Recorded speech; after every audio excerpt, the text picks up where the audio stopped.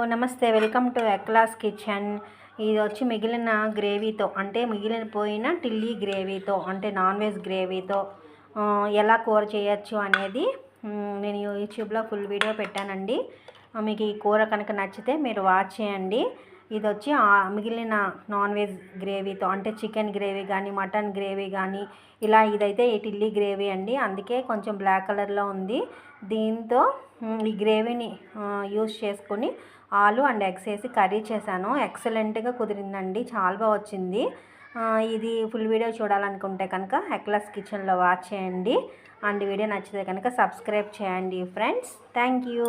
చాలా టెంప్టింగ్గా ఉంది కదా, ఎక్సలెంట్గా వండిందండి కర్రీ అయితే.